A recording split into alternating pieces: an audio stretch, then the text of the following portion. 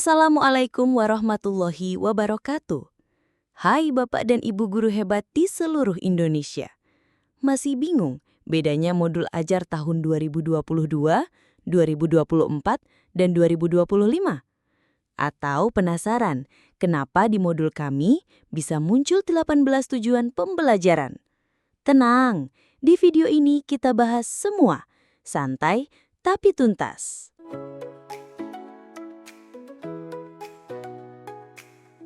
Pertama, mari kita lihat dulu landasannya. Meskipun sekarang namanya berubah jadi kurikulum nasional, sebenarnya semuanya masih berakar dari kurikulum merdeka.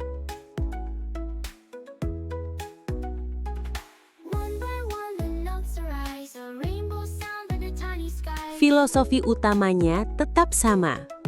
Berpihak pada murid, pembelajaran menyenangkan dan bermakna, profil pelajar Pancasila sebagai fondasi menjadi 8 profil lulusan.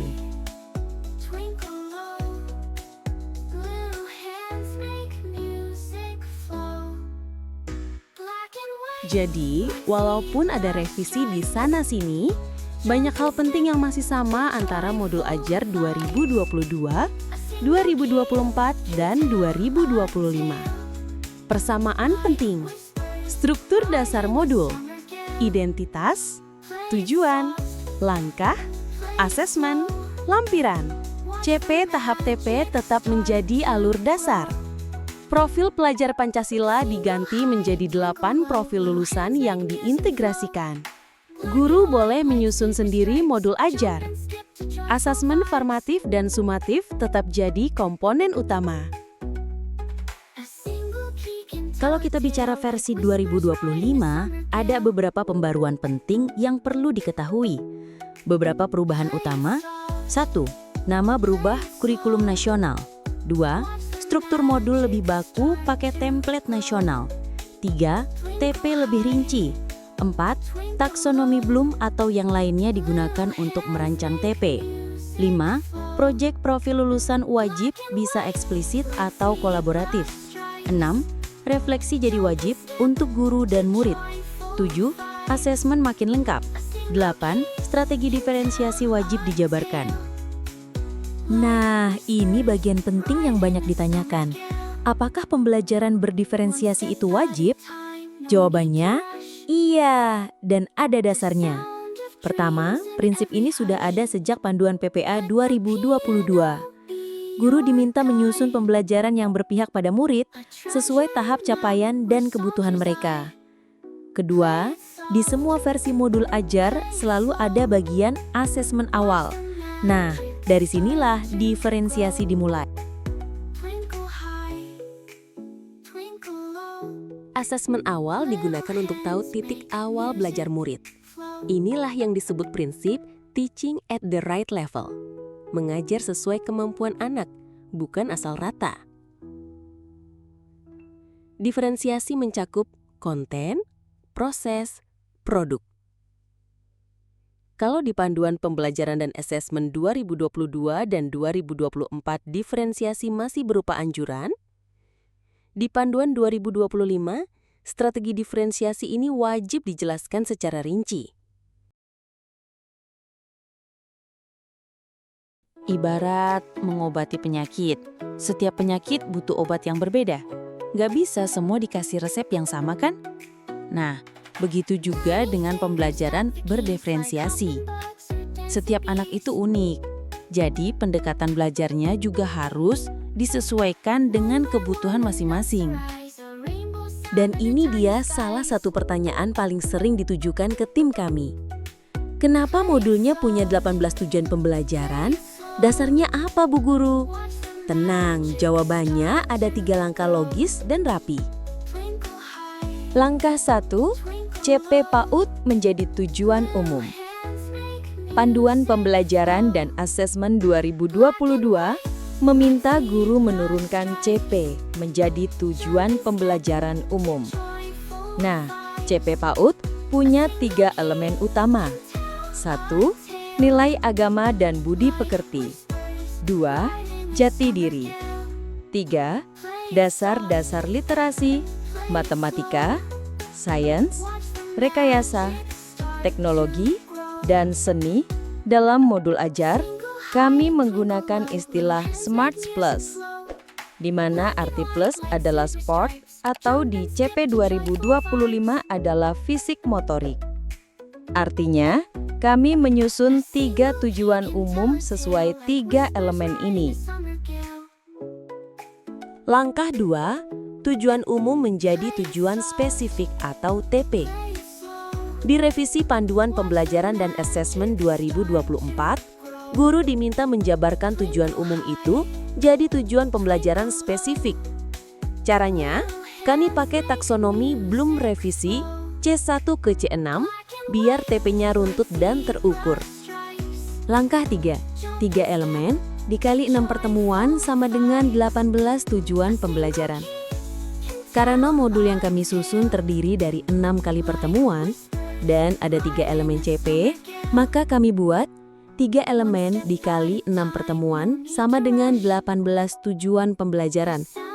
Bukan asal banyak, tapi memang terstruktur dan berdasarkan regulasi resmi. Kami ingin semua elemen CP PAUD tercakup secara menyeluruh di setiap siklus pembelajaran.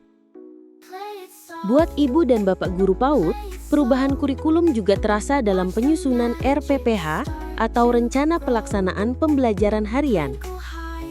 Kalau panduan 2022 dan 2024, format RPPH itu masih fleksibel, artinya satuan PAUD bisa menyesuaikan sendiri. Mau pakai format tabel, narasi, atau campuran, silahkan. Nah, di panduan tahun 2025, formatnya mulai dibakukan mengikuti template nasional yang disiapkan Kemendikbud.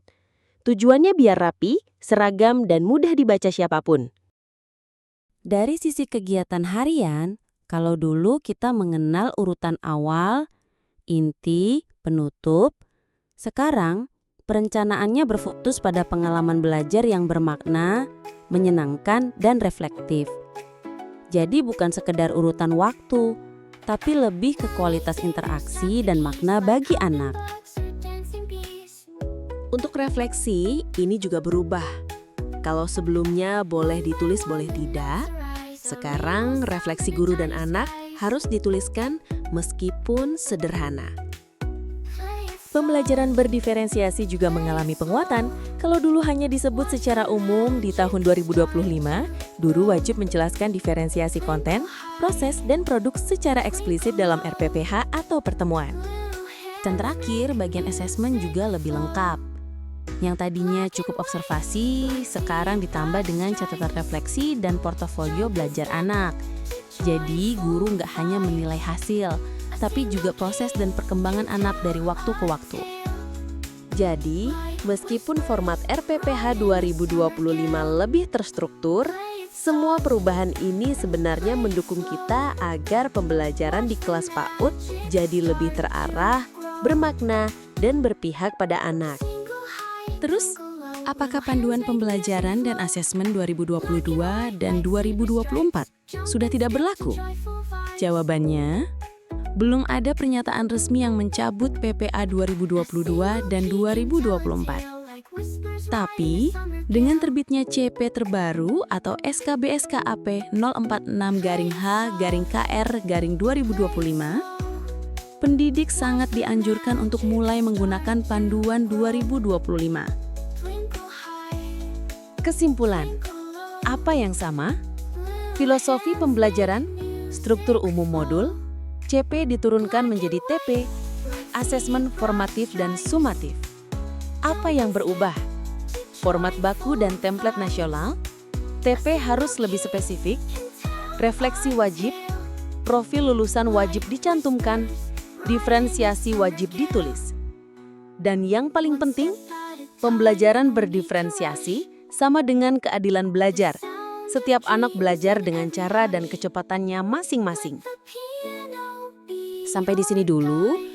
Semoga penjelasan ini membantu Bapak Ibu menyusun modul ajar dengan lebih percaya diri, terarah, dan berdampak. Kalau video ini bermanfaat buat Bapak Ibu guru, jangan lupa untuk like sebagai tanda dukungan ya. Tulis juga pendapat atau pertanyaan di kolom komentar, biar kita bisa belajar bareng-bareng. Dan supaya nggak ketinggalan video belajar lainnya, Klik tombol subscribe, terus aktifkan loncengnya ya. Kalau menurut ibu bapak, ini bisa bantu guru lain juga, yuk bantu share videonya ke teman-teman guru di sekolah atau grup WA. Belajar bareng atau kolaborasi itu lebih seru kan?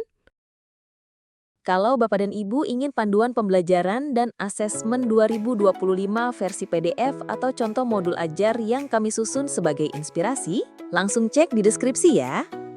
Sampai jumpa dan Assalamualaikum warahmatullahi wabarakatuh.